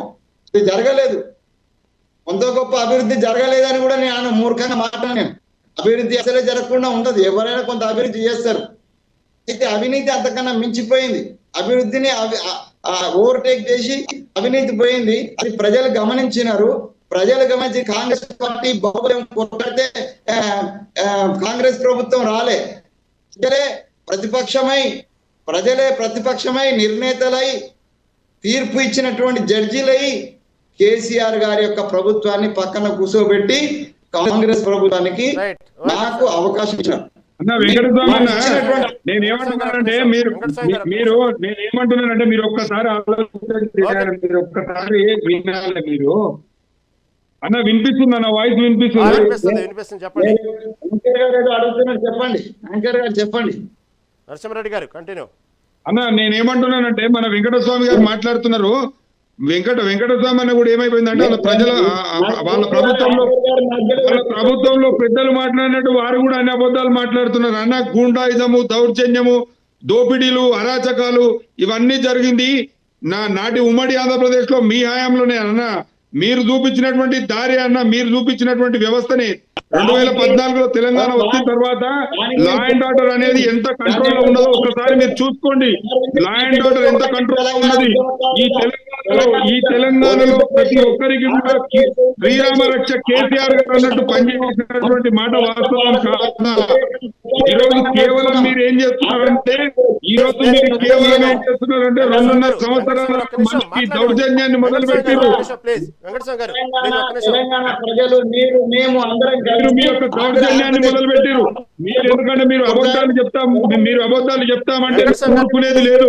మీరు అధికారం వచ్చి 2.5 సంవత్సరాల కాలంలో మీరు సాధించినటువంటి ఒక్క పని మీరు చెప్పండి. మీరు 2.5 సంవత్సరాల అధికారంలో 2.5 సంవత్సరాల పరిపాలనలో మీరు చేసినటువంటి ఒక్క అభివృద్ధి పని చూపెట్టండి. ప్రజలకు అబద్ధాలు చెప్పి మోసం చేసి మాయమాటలు చెప్పి మీరు ఒక్క తెలంగాణలో ఏం జరిగింది 10 ఏం జరిగింది 2014 ముందు ఈ తెలంగాణలో ఏమున్నది, 2014 తర్వాత ఈ తెలంగాణలో ఏముంది అనేది ఒక్కసారి మీరు ఆత్మపరిశీలన చేసుకోండి. ఈ తెలంగాణలో మనకు తెలంగాణ రాష్ట్రం రాకముందుకు మనకు ఏ విధమైనటువంటి అభివృద్ధి ఉండే, తెలంగాణ వచ్చిన తర్వాత ఏ విధమైనటువంటి అభివృద్ధి ఉందో ఒక్కసారి మీరు ఆత్మవిమర్శ చేసుకోవాలి. రామ్మోహన్ రావు గారైనా ఎవరైనా కూడా ఆ రోజు ఆంధ్ర పాలకుల యొక్క అవినీతికి, అక్రమాలకు, దౌర్జన్యాలకు వ్యతిరేకంగా అందరం కలిసి కొట్లాడినా మిత్రమా. నువ్వు ఉన్నావు దాంట్లో, నేను సో ఆంధ్రప్రదేశ్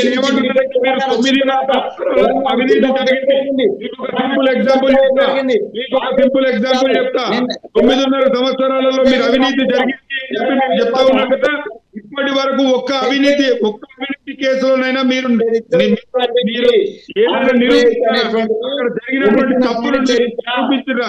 కేవలం ఏంటంటే అధికార సహాయంతో మీరు రాజకీయ కక్షతోటి, రాజకీయ దురుద్దేశంతో కేసీఆర్ గారిని, కేటీఆర్ గారిని, హరీష్ రావు గారిని బదనాం చేసే కార్యక్రమంలోనే ఉన్నారు తప్ప మీరు చేసింది ఏమీ లేదు.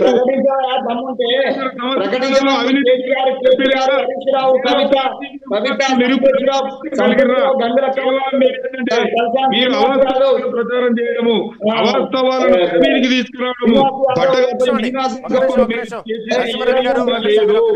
మీరు 2.5 సంవత్సరాల కాలాన్ని మీరు ఏ విధంగా అయితే వృధా చేసిరో 2.5 సంవత్సరాల కాలాన్ని కూడా వృధా చేయకుండా తెలంగాణ ప్రజలకు పనిచేయాలని చెప్పి నేను కోరుతా ఉన్నాను.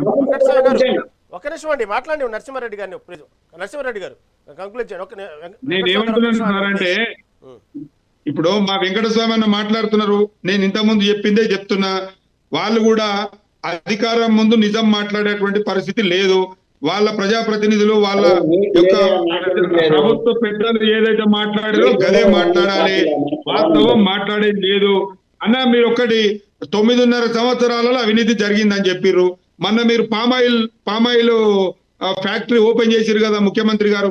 ఆడికి కాళేశ్వరం నీళ్లు తీసుకొచ్చి ఆడ పని నడుస్తున్నది. కాళేశ్వరం కూలిపోతే నీళ్లు ఏడికెళ్ళి వచ్చినాయన్న?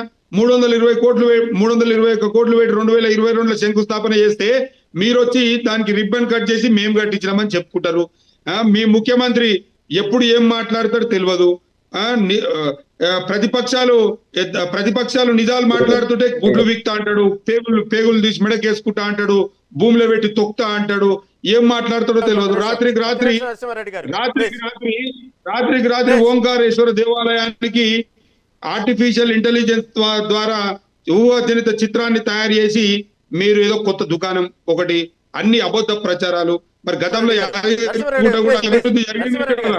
యాదగిరిగుట్ట కూడా ఒకటే ఓవర్ నైట్ జరిగిందా అండి? ఓవర్ నైట్ లో అభివృద్ధి జరిగిందా? దానికోసం ప్రణాళిక ఏ విధమైనటువంటి ప్రణాళికతోటి ముందుకు పోయారు కేసీఆర్ గారు? ఒక్కసారి మీరు ఆలోచన చేయాలి. మీరు అబద్ధాలు కూడా, నేనేమంటున్నానంటే ప్రభుత్వ పెద్దలు మాట్లాడినట్టు మీరు కూడా అబద్ధాలు మాట్లాడకుర్రి. ఓకే నరసింహారెడ్డి గారు, యాదవ్ గారు, వేణు యాదవ్ గారు విన్నారు కదా, గతంలో 9.5 సంవత్సరాల్లో అభివృద్ధి జరిగిందా, అవినీతి జరిగిందా? అభివృద్ధి అయితే కొంతవరకు జరగలేదంటలేదు పూర్తి స్థాయిలో. ఎవరున్న అధికారంలో అభివృద్ధి చేయాల్సిందే. ఆ స్థానంలో ఏ మంత్రి ఉన్నా సరే ఉన్నటువంటి 5 ఏళ్ళలో 10 ఏళ్ళలో కామ్గా కూర్చోరు, అభివృద్ధి చేయాల్సిందే. కాబట్టి అంతకు మించి అవినీతి జరిగింది బీఆర్ఎస్ ప్రభుత్వంలోని కత్తి వెంకటస్వామి గారు అంటున్నారు. మీ దీనికి సంబంధించి ఏమంటారు? యాదవ్ గారు, వేణు యాదవ్ గారు. సార్ నేను మాట్లాడడానికి సిద్ధంగా ఉన్నాను. నరసింహారెడ్డి గారు ప్లీజ్ ఆయన మాట్లాడివ్వండి. ఇందాక కూడా మాట్లాడివ్వలేదు అతన్ని. వేణు యాదవ్ గారిని మాట్లాడివ్వండి ఒకసారి ప్లీజ్. అందరు సైలెంట్ గా ఉండండి. యాదవ్ గారు ప్లీజ్ కంటిన్యూ. సార్ నాకు ఒక అవకాశం మీరు ఇస్తున్నారు, మధ్యలో మీరు దయచేసి ఎవరు రాదు ప్లీజ్. యాదవ్ గారు మీరు కంటిన్యూ చేయండి. ఎవరు రారులేండి, నీటిలో పెట్టుకోండి దయచేసి. మీరు ఏదన్నా మాట్లాడాలంటే నేను ఒకవేళ విమర్శ చేస్తే రాసుకోండి, తర్వాత మీరు సమాధానం ఇవ్వండి. తప్పు ఒకటి విషయం ఏంటంటే ఇక్కడ అరే ఏం సార్ ఇంత పెద్ద వయసు ఉన్నారు మీరు, అట్లా మధ్యలో కామెంట్ చేయకండి సార్ ప్లీజ్.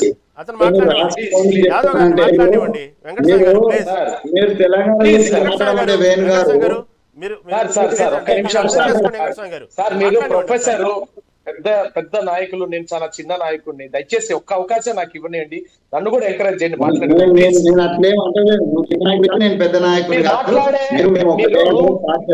డిస్టర్బెన్స్ చాలా ఉంది సార్ మీ దగ్గర, ప్లీజ్ ఆ డిస్టర్బెన్స్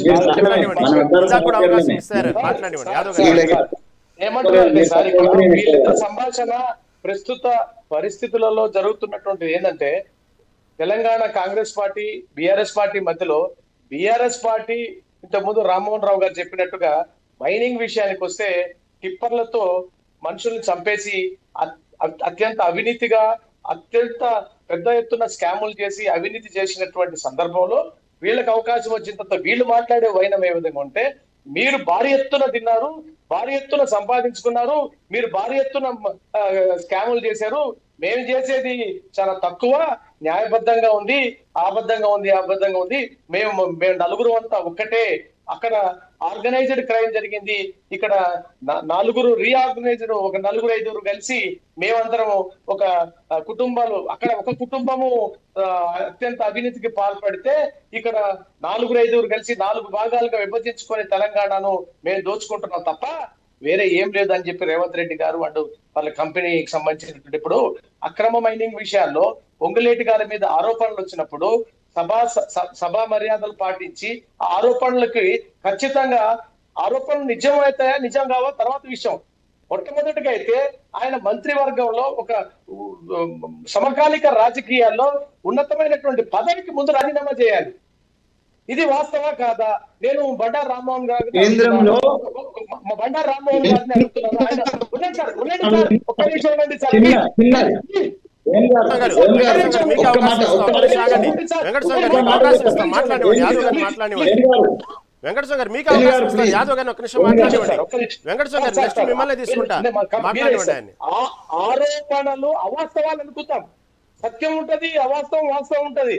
కానీ మీ మీద ఒక ప్రూఫ్డ్ ఒక బేస్ తో వాళ్ళు ఒక ఆరోపణ చేసినప్పుడు ఆ ఆరోపణలు నిజమవుతాయా అబద్ధాలు అనేది రేపొద్దున సిఐడి వేస్తావా, సిబిఐ వేస్తావా, సభా సంఘం వేస్తావా, సిట్టింగ్ జడ్జితో వేస్తావా? ఆ రోజు మళ్ళీ తిరిగి పదవిలో రావాల్సినటువంటి ఆ రాజకీయాలు పోయినాయి సార్. కేవలము రేవంత్ రెడ్డి గారు తన మంత్రివర్గంలో ఉన్నటువంటి పొంగులేటి గారిని కాపాడుకునే విధంగా మాట్లాడుతున్నాడే తప్ప ఇక్కడ ఇప్పుడు ఎదురుదాడికి ప్రయత్నిస్తున్నారే తప్ప సీఎం గారు పొంగులేటి గారి విషయంలో వాస్తవాలు పరీక్షించి రాబోయే రోజుల్లో మీకు నిజ నిర్ధారణ కమిటీ చేస్తారని ఒక గొప్పతనంగా ఉన్న రాజకీయాలు జరగడం లేదనేటువంటి వాస్తవాన్ని ఈరోజు తెలంగాణ ప్రజలు గమనిస్తున్నారు. నేను మా భారతీయ జనతా పార్టీకి సంబంధించినటువంటి పెద్దలు, మా శాసనసభ పక్ష నేత ఏల్డి మహేశ్వర్ రెడ్డి గారు చెప్పినటువంటి వార్త ఏంటంటే మాట్లాడిందంటే మీరు ఏదైతే కాళేశ్వరం కమిషన్ తో కాళేశ్వరం పేరుతో కమిషన్ వేసి 9,000 కోట్లకి దాన్ని మీరు అవినీతి తెలిసారు. చెప్పిందేమో 1,00,000 కోట్లు, చెప్పేది కమిషన్ తెలిసిందేమో 9,000 కోట్లు. దయచేసి మీరు ఏదైతే మీరు అవినీతికి పాల్పడినటువంటి అంశాలు ఉన్నాయో అన్ని కలిపి ఒక గుంపగుత్తుగా మీరు సిబిఐకి ఇస్తే మేము సిబిఐని కోరుతామని చెప్పినటువంటి వాస్తవాన్ని భారతీయ జనతా పార్టీ స్పష్టంగా తెలిపింది. అవునండి, వెంకటస్వామి గారు చెప్పండి. వెంకటస్వామి గారు చెప్పండి.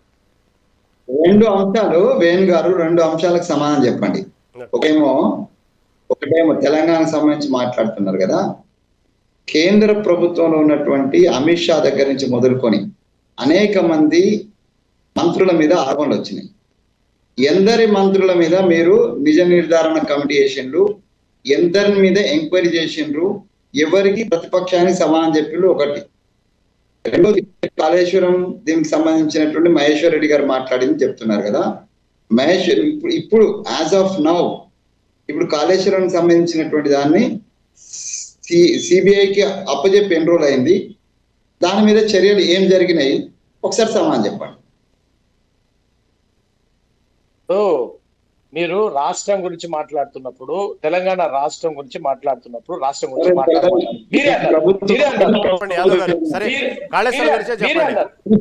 ఆయనకి కత్తి వెంకటేశ్వర గారు తెలంగాణ రాష్ట్రానికి సంబంధించి రాష్ట్రం గురించే మాట్లాడన్నారు. అస్సాం గురించి మాట్లాడితే నువ్వు అస్సాం గురించి ఎందుకు మాట్లాడుతా ఉన్నారు? ఇప్పుడు నేను రాష్ట్రం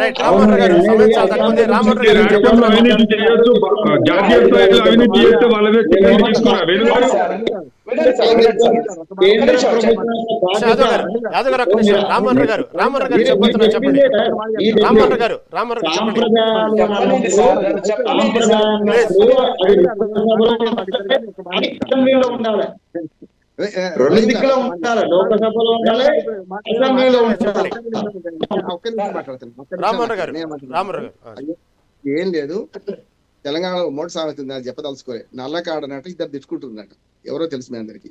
మధ్యన ఒకటి చూస్తుండే సొంగ కలుసుకుంటా, అది ఏం జరుగుతుందో చూద్దామని.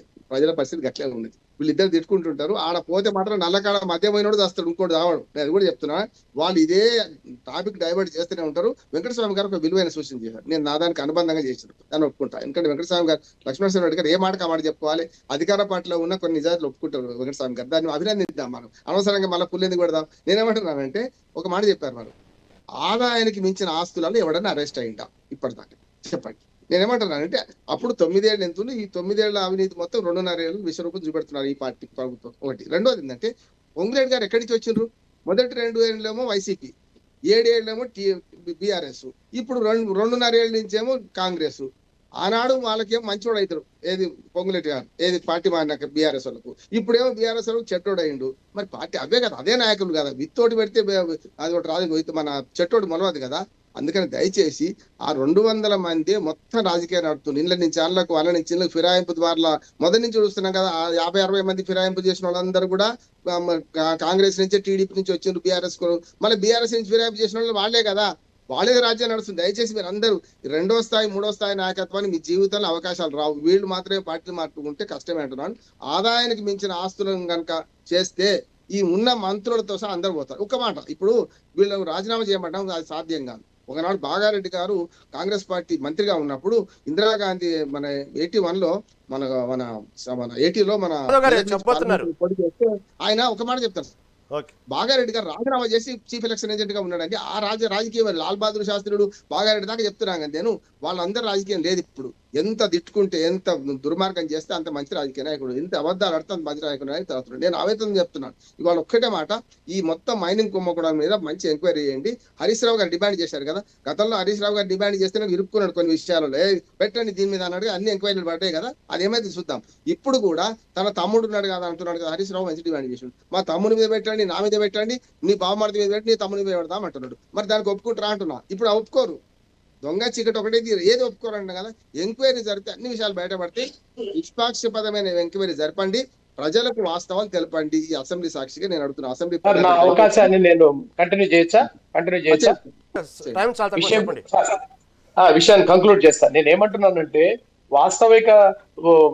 వాస్తవాలు పక్కన పెట్టి అవాస్తవాలు ఈరోజు బయటకు వస్తున్నాయి. అదే విధంగా ఇప్పుడు ప్రస్తుతము తెలంగాణలో వైద్యం గురించి చాలా అగమ్య గోచరమైనటువంటి పరిస్థితుల్లో ఉన్నాయి. మా రాకేష్ రెడ్డి గారు ప్రస్తావిస్తూ 2022లో ప్రారంభించినటువంటి హాస్పిటల్ కి ఇప్పటి వరకు దిక్కు లేనటువంటి పరిస్థితులు ఉన్నాయి. ఎన్నో సమస్యలు ఉన్నాయి. సమస్యలను ప్రజలకు ఉపయోగపడే సమస్యలను, ప్రజల కష్టాలను శాసనసభ వేదికగా మాట్లాడి రిజాల్వ్ చేసుకోవాల్సినటువంటి సందర్భాన్ని వదిలేసి ఆరోపణలు, అవినీతి, వాస్తవాలు ఓకే, అవినీతి ఆరోపణల గురించి మాట్లాడాలి. అదే వేదికగా అదే సంప్రదాయంగా శాసనసభ మొత్తం టైం అంతా కూడా దానికే కేటాయించు. నువ్వు ఇంత తిన్నావు, నేను ఇంత తిన్నా, నేను చాలా తక్కువ తిన్నాను, నువ్వు చాలా నరసింహారెడ్డి గారు జరుగుతుందే తప్ప వాతావరణం నేనేమంటున్నానంటే ఏదైతే రామ్మోహన్ రావు గారు చెప్పినట్టు అదే విధంగా వెంకటస్వామి గారు చెప్పారు, వేణుగోపాల్ గారు కూడా చెప్పడం జరిగింది. ప్రభుత్వము సరే వాళ్లకు ఒక అవకాశం వచ్చింది, ఈ అవకాశంలో 2.5 సంవత్సరాలను వృధా చేసిరు. కనీసం మీ ఉన్న 2.5 సంవత్సరాలన్నా ఈ తెలంగాణను మీరు ఇచ్చినటువంటి హామీలను అమలు చేసే దాని మీద మీరు కాన్సన్ట్రేట్ చేస్తే బాగుంటది. ఇంకా అబద్ధాలు మాట్లాడి ఇంకా మీరు ఏదో చేస్తామని చెప్పి ప్రగల్భాలు పలకడము, ఇంకా మేము చేస్తున్నటువంటి దాన్ని చూడండి అని చెప్పి ఉచిత ప్రసంగాలు, ఉచిత ప్రచారాలు మానేయాలని చెప్పి నేను మీ ద్వారా కోరుతా ఉన్నాను. ఎందుకంటే మనం చేసేటువంటి మంచి పనులు ప్రజలలో నిలిచిపోతుంది, మనం చేసేటువంటి అభివృద్ధి ప్రజలలో నిలిచిపోతుంది. కేసీఆర్ గారు 10 సంవత్సరాల అభివృద్ధి చేసిరు కాబట్టి ఈ రోజు ప్రజల గుండెల్లో, ప్రజల మనసులో నిలిచిపోయారు. అబద్ధాలు చెప్పి చెప్పి చెప్పి చెప్పి ఎందుకంటే తెలంగాణను ఎవరు కూడా గౌరవించే తెలంగాణ ఆత్మగౌరవాన్ని మొత్తం మీరు పనికి రాకుండా చేస్తున్నటువంటి పరిస్థితి ఈ రోజు కనిపిస్తా ఉంది. కాంగ్రెస్ వాళ్ళను నేను ఏం చెప్తున్నానంటే నిజంగా వీళ్ళ పరిస్థితి నిజంగా కూడా ఎట్లా ఉంది అని అంటే వీళ్ళు ఏది చెప్పినా గానీ ఏ ఒక్కటి కూడా నిజం చెప్పేటువంటి పరిస్థితి లేదు, మొత్తం అబద్ధాలే. పార్టీ పరిస్థితి వాళ్ళే చెప్తారు. వెంకటస్వామి గారు చెప్పండి. ఒకటి నేను రామ్మోహన్ రావు గారు చెప్పినట్టుగా లేకపోతే వేణు గారు చెప్పిన నేను ముందే చెప్పిన అసెంబ్లీ వేదికగా అభివృద్ధి గురించో, ప్రజా సంక్షేమం గురించో, ప్రజా సమస్య గురించో జరగాల్సినటువంటి వేదికలో ఇవాళ ఆరోపణలు ప్రత్యారోపణలతో నడుస్తడం శోచనీయం అని నేను వ్యక్తిగతంగాను పార్టీ పరంగా ఫీల్ అవుతున్నాను. నేను అందరికన్నా ముందు నేను ఆ మాట వచ్చిన అదొకసారి మీ రికార్డ్ లో ఉన్నది మీరు చూసుకోండి. రెండో విషయం ఏంటంటే చర్చలో పాల్గొన్న వెంకటస్వామి గారికి అదేవిధంగా వేణు యాదవ్ గారికి, లక్ష్మీ నరసింహారెడ్డి గారికి, బండారు రామ్మోహన్ గారికి ధన్యవాదాలు తెలుసుకుంటూ, ఏదైనప్పుడు కూడా తెలంగాణ రాజకీయాల్లో ఇప్పుడు పాత కాంట్రాక్టుల చిట్టాన్ని బయటకు తీస్తూ ఉంటే అధికార పార్టీ అంటుంటే 1400 కోట్ల విలువైన భూమి గురించి బయటకు దానికి సంబంధించిన ఎంక్వైరీ చేయాలంటూ ఇటు ప్రతిపక్షం. ఏదైనప్పటికీ కూడా ఇప్పుడు మైనింగ్ చుట్టూ తిరుగుతుంది తెలంగాణ రాజకీయం. ముందు ముందు ఏం జరుగుతుందో, ఎవరెవరు చిట్టాలు బయటకు తీస్తారో, అవినీతి చిట్టాలు ఎవరి మెడకు చుట్టుకుంటాయో భవిష్యత్తు నిర్ణయించింది తెలంగాణ రాజకీయాలు. ఇది నాటి మెగా డిబేట్. చూస్తూనే ఉండండి మెగా9 టీవీ.